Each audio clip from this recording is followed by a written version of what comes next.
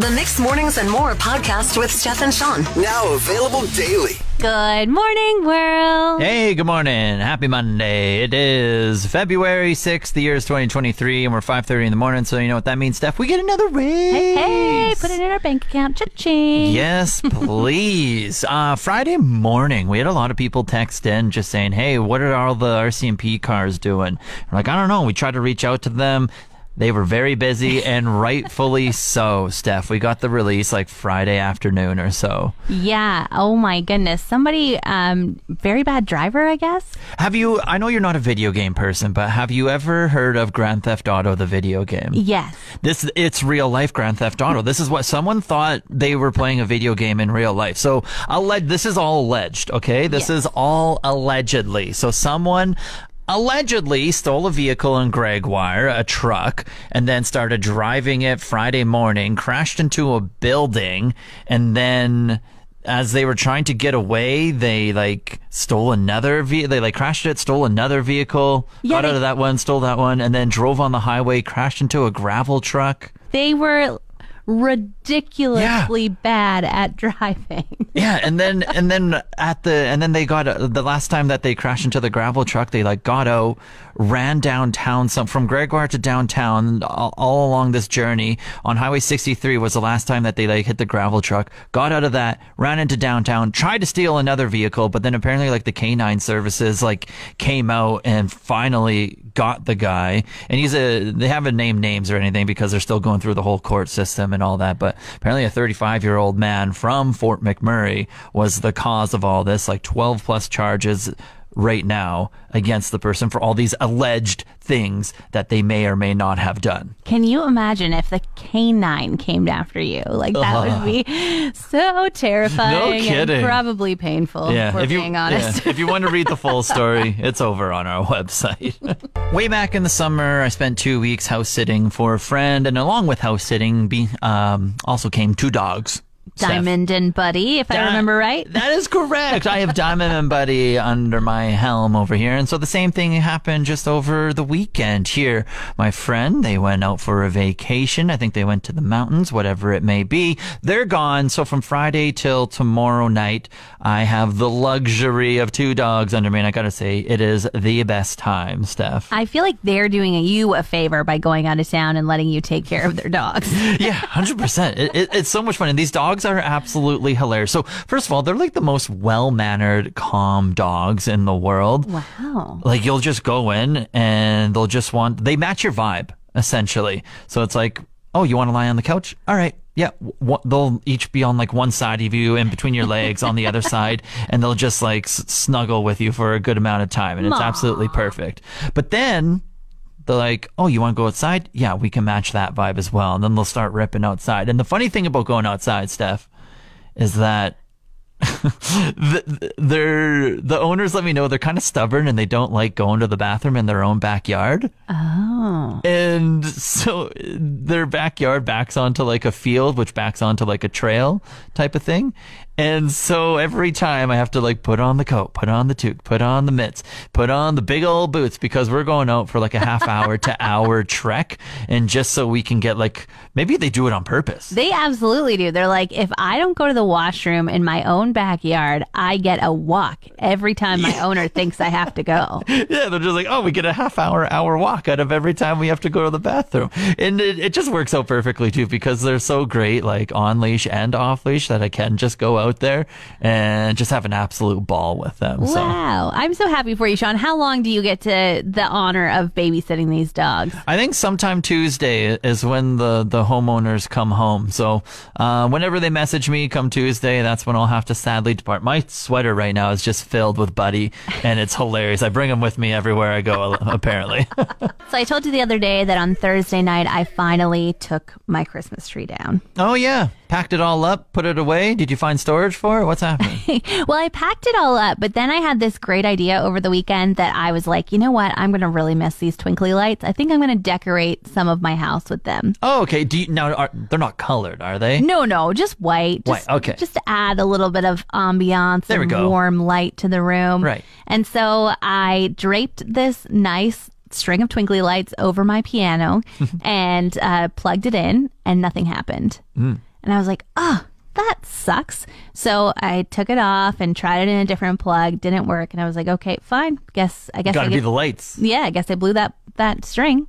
Next one, took out the next string, did it. Same thing happened. And there was no flash. There was no indication that I was blowing up the second string of lights in a row. And did I do this 4 times? Yes, I did. And now we don't have any Christmas lights left for next year. So were they working before? They were working. When I was taking them off my tree, I was unplugging them 1 string at a time, and only the 1 string was going out.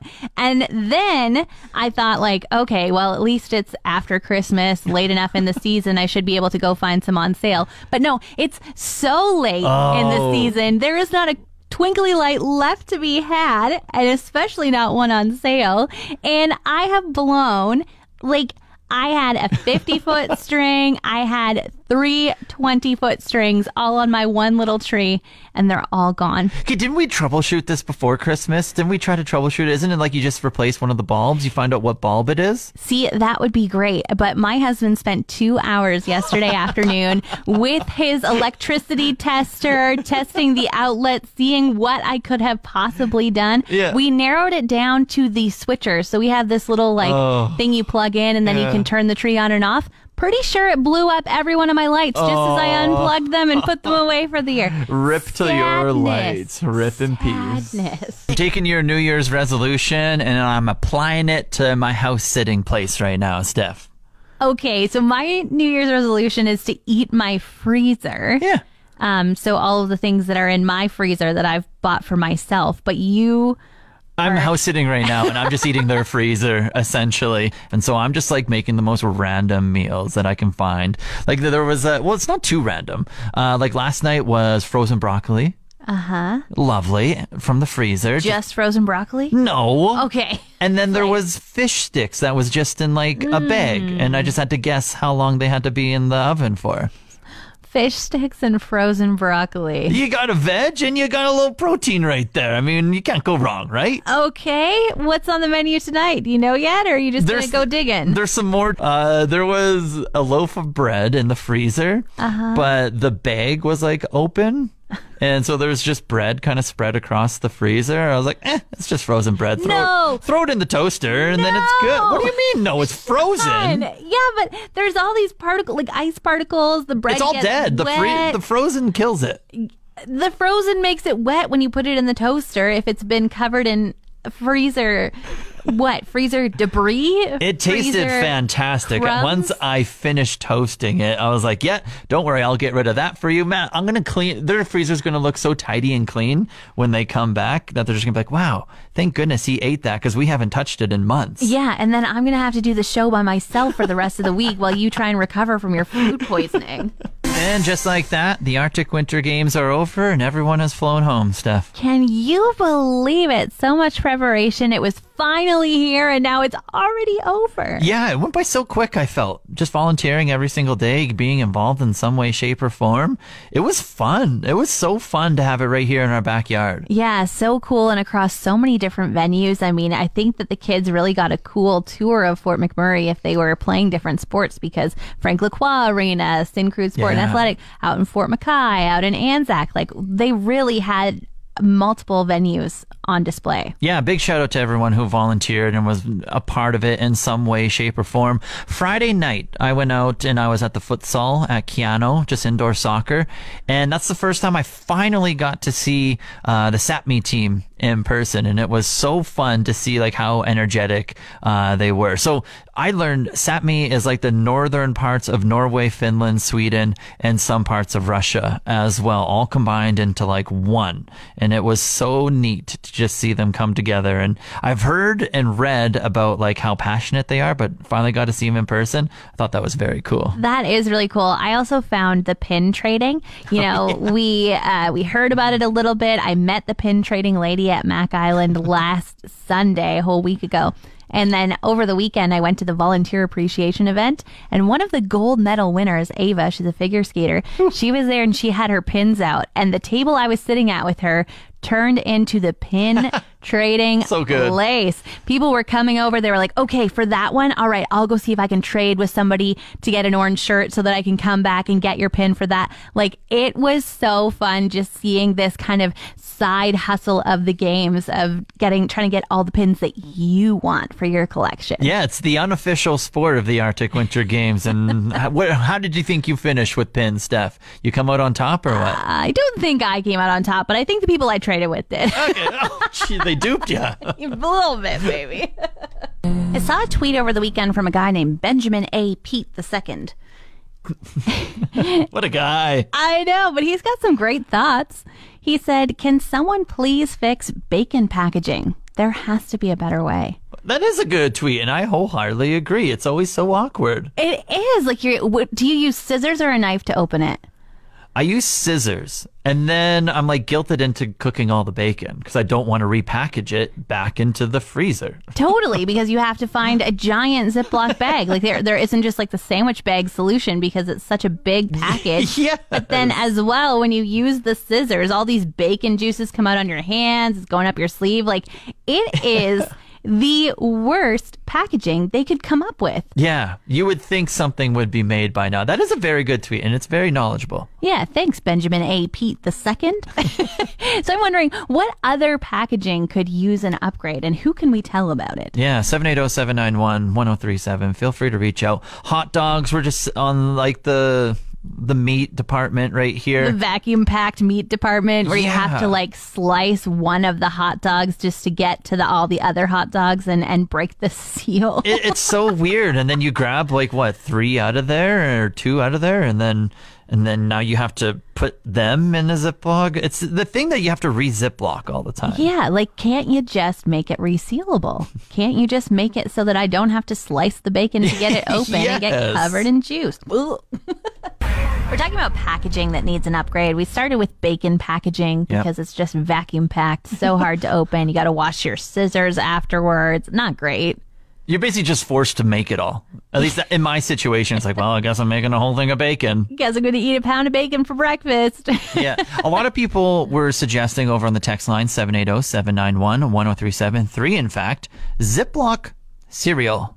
I don't know. Why do we need to Ziploc cereal? Because it goes stale. You trying to like roll it down in the box. Like, absolutely, I am all for this. I, in fact, sometimes buy the bagged cereal just because it does come smartly with a Ziploc on it. And I'm like, this is very smart. I'll buy that instead. I'm totally fine with the way cereal is right now with just a giant bag and a box. I think it's because you are single, and so you're the last person that left the cereal unrolled, and so if it's stale, it's like, well, it's only stale from this morning. I can still eat it. Yeah, and it never tastes stale. It never has like a dry like crunch to it. It's always a crispy crunch to it. Oh, and so I don't know. Maybe I just eat my cereal fast. Maybe people leave their cereal hanging around for days on days on days. Maybe. Another one I think that could use an upgrade, same lines as cereal, is crackers.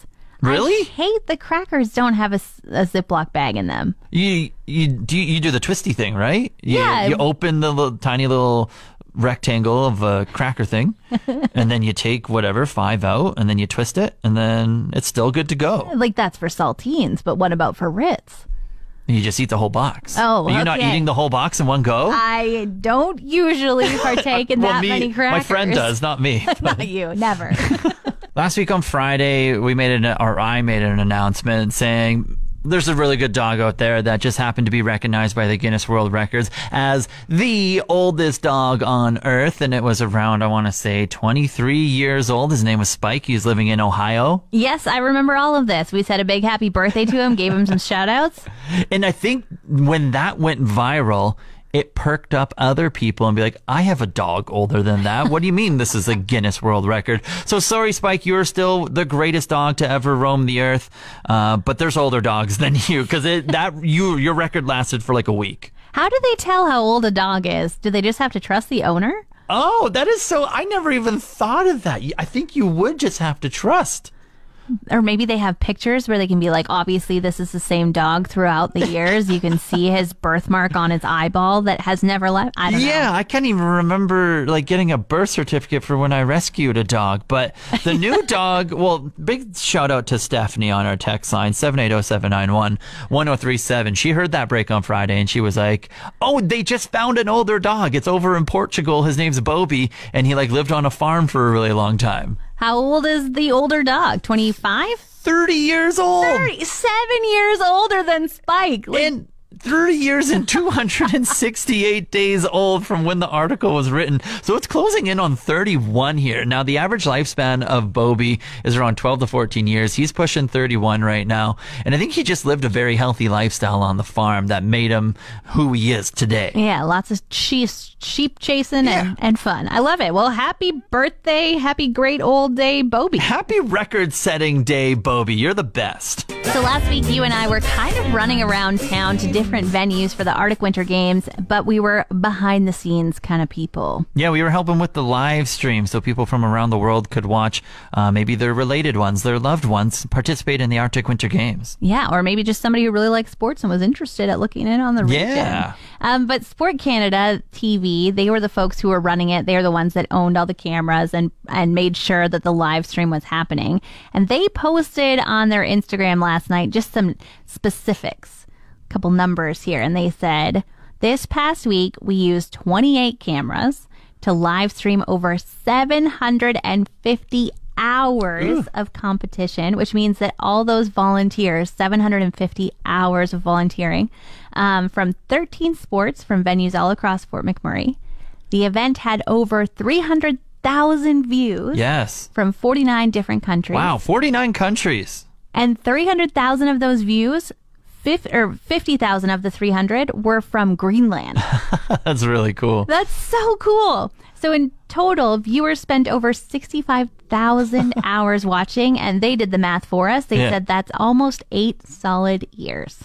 That's really incredible. That's so cool to know that, like, the work that you kind of did and you put in, a lot of people were tuning in and watching. Yeah, so huge thanks to everybody who volunteered last week, who helped make the games happen. And thanks to Sport Canada TV for helping us showcase the region and getting it on this big screen for 300,000 viewers to watch.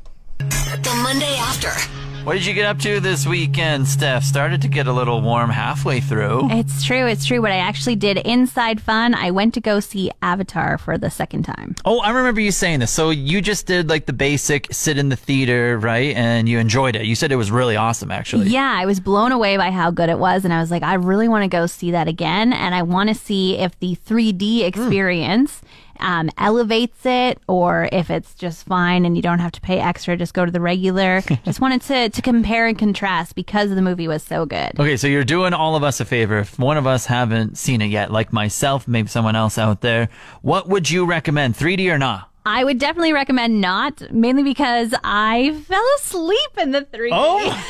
Okay, so second go around, you fell asleep. Yeah, but I think, the first go around, it was 3 hours and 20 minutes long, and I didn't even check the time once. I was like, this movie is freaking awesome. The 3D time, I have to admit, I didn't have a nap after our show on Friday. Went kind of straight there at 8:30, so expected to stay up until midnight. That's a long go when you've already seen the movie. But definitely I left the glasses on while I was sleeping, so I was ready to go whenever something loud happened on the screen and awoke me. If there was ever a time to fall asleep in a theater, it is with those big glasses on, so no one can really tell. Yeah.